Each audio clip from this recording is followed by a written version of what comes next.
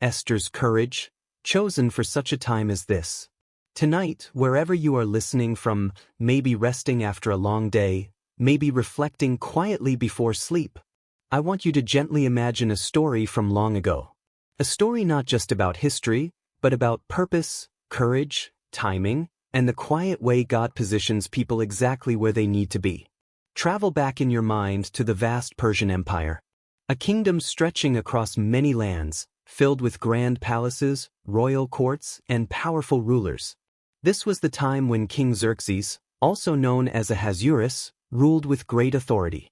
His palace was magnificent, marble pillars, golden goblets, rich fabrics, and lavish feasts that lasted for days. Yet in that same kingdom lived a young Jewish woman named Esther. She was not born into privilege. She was an orphan. Life had not handed her comfort easily. After losing her parents, she was raised by her cousin Mordecai, a caring and wise man who loved her deeply. He taught her faith, identity, and trust in God, even while living in a foreign land where their people were exiles. Esther grew into a woman of grace, humility, and quiet strength. And though she probably never imagined it, God was already preparing her path. One day, everything changed. Queen Vashti, the king's former queen, was removed from her position after refusing a royal command. The king's officials suggested a search throughout the empire for a new queen. Many young women were brought to the palace, including Esther. Imagine how overwhelming that must have been. Leaving home, entering palace life, learning royal customs, being surrounded by luxury yet facing uncertainty. And here's something important. Esther didn't reveal her Jewish identity at first, as Mordecai had advised. Sometimes wisdom involves patience and timing. Over time, Esther gained favor. Not by force, not by manipulation, but by character. The king noticed her kindness, her dignity, her gentle strength. Eventually, Esther was crowned queen.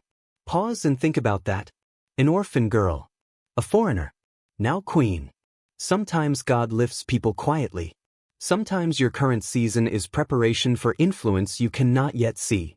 But Esther's real purpose was still ahead. Not long after, a man named Haman rose to power in the kingdom. He became one of the king's top officials. Proud, ambitious, and easily offended, Haman expected everyone to bow to him. But Mordecai, Esther's cousin, refused. Not out of disrespect for authority, but out of faithfulness to God. Haman's pride turned to fury. Instead of targeting Mordecai alone, he plotted against all Jewish people in the empire. Through manipulation and deception, he convinced the king to issue a decree. On a certain day, Jews throughout the kingdom would be destroyed. Fear spread quickly. Homes filled with anxiety. Families uncertain about their future. Hope seemed distant. Mordecai sent word to Queen Esther. He urged her to speak to the king, to reveal her identity, to intercede for her people. But approaching the king uninvited carried serious risk. In those days, even a queen could face death for doing so unless the king extended his golden scepter in acceptance. Esther hesitated, understandably. Fear is human. Even people chosen by God feel it. Then Mordecai sent those powerful words. Who knows whether you have come to the kingdom for such a time as this? Those words weren't pressure. They were perspective. Maybe her position wasn't random. Maybe her influence had purpose. Maybe her story was bigger than comfort or safety. Esther made a decision. Not impulsively. Not arrogantly. Spiritually. She asked Mordecai and the Jewish people to fast and pray for 3 days. No food, no drink. Just seeking God's guidance, strength, and favor. That step matters. Courage rooted in prayer becomes powerful. After those days, Esther prepared herself. Imagine her walking toward the throne room, heart steady but human, steps deliberate, faith carrying her forward. Would the king accept her? Would she live? The moment came. She entered. And the king extended his golden scepter. Favor. Opportunity. He asked what troubled her. Instead of rushing, Esther invited him and Haman to a banquet. Wisdom often moves thoughtfully. Timing matters. During the second banquet, Esther revealed everything: her identity, her people's danger, and Haman's plot. The king was outraged. Justice replaced injustice. Protection replaced threat. The decree against the Jews was countered. Deliverance came. Mourning turned into celebration. And Esther, once an orphan girl, became a symbol of courage, faith, and divine timing. Now let's bring this closer to you. Because this story isn't just ancient history. It speaks today. You might sometimes feel ordinary, maybe unnoticed, maybe unsure why you're in a certain job, family situation, community, or season of life. But God wastes nothing. Your experiences shape you.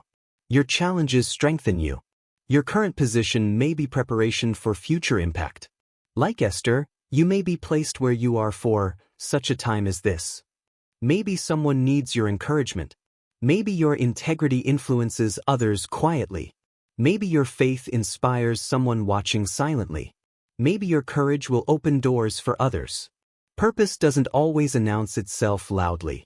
Often, it unfolds step by step.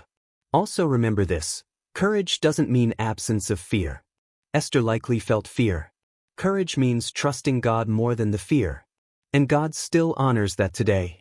When you choose kindness in a harsh world, when you stand for truth respectfully, when you help others despite risk, when you pray instead of panic, these are modern expressions of Esther-like courage. And if tonight you feel uncertain about your role or direction, let this settle in your heart. God sees you. God positions people intentionally.